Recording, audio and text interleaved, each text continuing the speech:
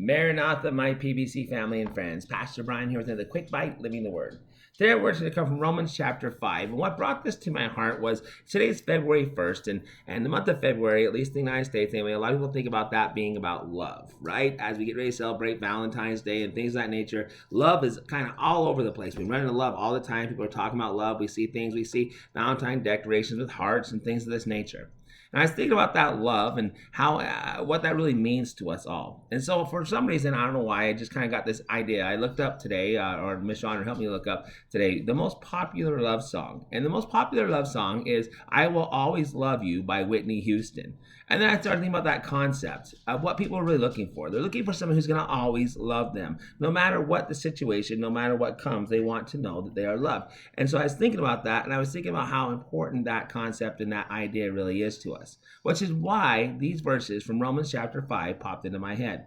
So if you'll turn there and look with me, and I'll begin at verse 6, and we'll read down through verse 10. All right?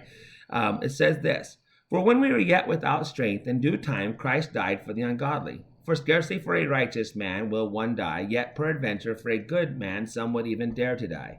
But God commended his love toward us, and that while we were yet sinners, Christ died for us. Much more then, being now justified by his blood, we shall be saved from the wrath through him. For if when we were enemies, we were reconciled to God by the death of his Son, much more, being reconciled, we shall be saved by his life. So as I was thinking about this concept of always being loved, I thought about how God actually has already shown us that he's always loved us. And what I mean by that is this, is we look for that love, and we know that emotion and the feelings and the ooh and warm fuzzies and stuff that we get when we're being loved or when someone loves us. But I want you to think about how much God loves you and how he has always loved you.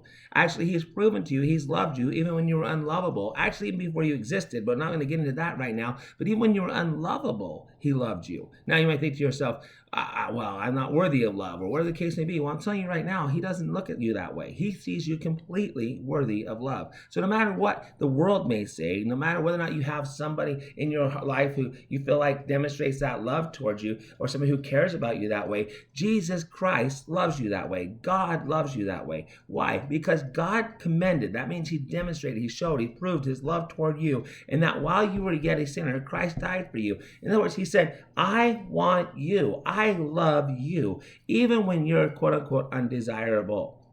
But you're never undesirable in his eyes. You're never not worthy of love in his eyes. And if there's anyone who should understand that, it is him. Because we know from 1 John that God is love. So he completely understands what love is. It's not a temporary fleeting moment of emotion. It's not just a thing that's dependent upon somebody's reaction or actions towards you. It's completely dependent upon his action towards you and what he's done.